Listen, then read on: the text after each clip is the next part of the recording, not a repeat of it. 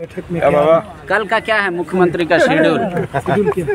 रायपुर या ईडी? कल रायपुर जाएंगे या ईडी ऑफिस जाएंगे? ये तो पीआरडी डिपार्टमेंट आप लोगों को शेड्यूल बता ही देता है मुख्यमंत्री जी का। नहीं, हर दिन नहीं बताता है। तो पहली बार हुआ है 3 साल में 15 दिनों का शेड्यूल आ गया। किन बातों मुद्दों पर? देखिए, ऑलरेडी शेड्यूल रिलीज हो चुका है कि हमें आने वाले 10 दिनों में क्या करना है। मुख्यमंत्री जी ट्रांसपेरेंसी के साथ काम करने में विश्वास रखते हैं, इसीलिए उन्होंने बता ही दिया। 11 तारीख को विशेष सत्र भी बुलाया गया। आज की जो बैठक थी वो 11 तारीख के विशेष सत्र को लेकर थी और सरकार आपके द्वारा जो कार्यक्रम है उसको लेकर थी। दूसरा, हल्की सी चर्चा ये भी हुई, जिस तरीके से ईडी ने समन भेजा है तो समन भेजने का आधार क्या है क्या नहीं है उस पर चर्चा हुई है। अब वो तो ईडी आपको बताएंगे अपने प्रेस ब्रीफिंग में कि किस आधार पर उन्होंने समन भेजा है।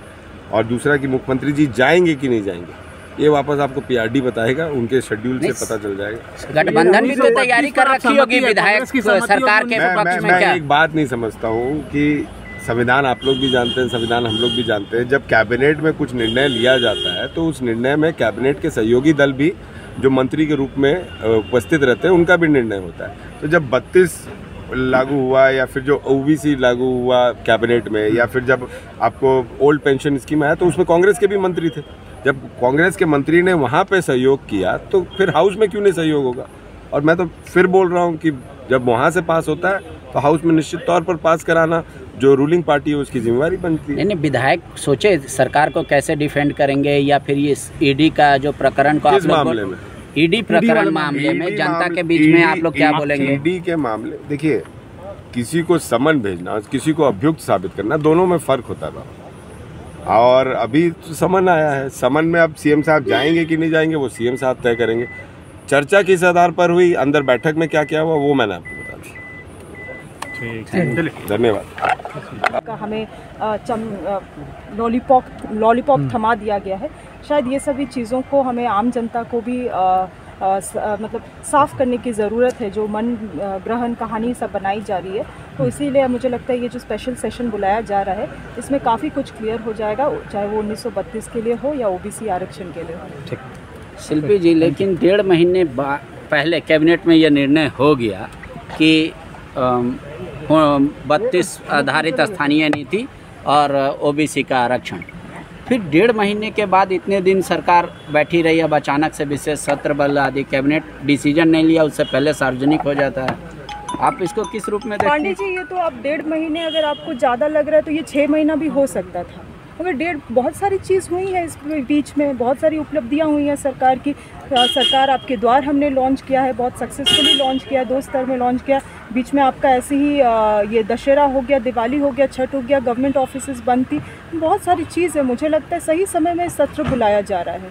अच्छा, ये ईडी का जो नोटिस की खबर आ रही है, इसको आप लोग किस रूप में देख रहे हैं? सरासर गलत है। गलत इसीलिए है क्योंकि जिन तर्क के साथ हमारे सरकार के मुखिया को, करंट सरकार के मुखिया को समन जारी किया गया है, उन सभी तर्क तो फिर पुराने सरकार के मुखिया को भी अप्लाई होता है। Correct me if I am wrong. तो अगर पुराने सरकार के मुखिया को समन नहीं जारी किया जाता है तो हम यही समझेंगे कि ईडी को सेंट्रल गवर्नमेंट जो है पपेट के जैसा, एक कठपुतली के जैसा इस्तेमाल कर रही है। आगे आप लोग का रणनीति क्या होगा? कैसे इसको पब्लिक के बीच में ले जाएंगे, पर्दाफाश करेंगे डुअल नेचर के बारे में? पर्दाफाश करने की क्या ज़रूरत है? ऑपरेशन लोटस हर जगह जारी है। अभी हाल ही में दिल्ली में जो ऑडियो मिला है भाजपा के नेताओं का बात करते हुए फ़ोन में हॉर्स ट्रेडिंग के बारे में, इससे ज़्यादा और जनता को क्या चाहिए? हमें क्या दिखाने की ज़रूरत है? हम जो अपना काम कर रहे हैं, जो सरकार आपके द्वार चल रही है, जो योजनाएं चल रही हैं, जिसको हम धरातल में उतारने का काम कर रहे हैं, उस काम को हम करते रहेंगे। नहीं, चूँकि आपने भी विधायकों के खिलाफ कंप्लेन दायर कर रखा है, तो इसलिए आपकी बात महत्वपूर्ण हो जाती है कि वाकई ऑपरेशन लोटस स्थिर नहीं हो पा रहा है। ये लोग हर प्रयास कर रहे हैं, लगातार कर रहे हैं, बार बार कर रहे हैं। देखिए, ये बात किसी से छुपा नहीं है कि जो भाजपा की सरकार है वो पूंजीपतियों का सरकार है। उनके पास बहुत सारा पैसा है और वो पैसे के बल में कुछ भी करने का प्रयास करेंगे, कुछ भी कोशिश करेंगे। आप देख ही रहे हैं किस तरह से मनीष सिसोदिया जी को दिल्ली में तंग किया गया।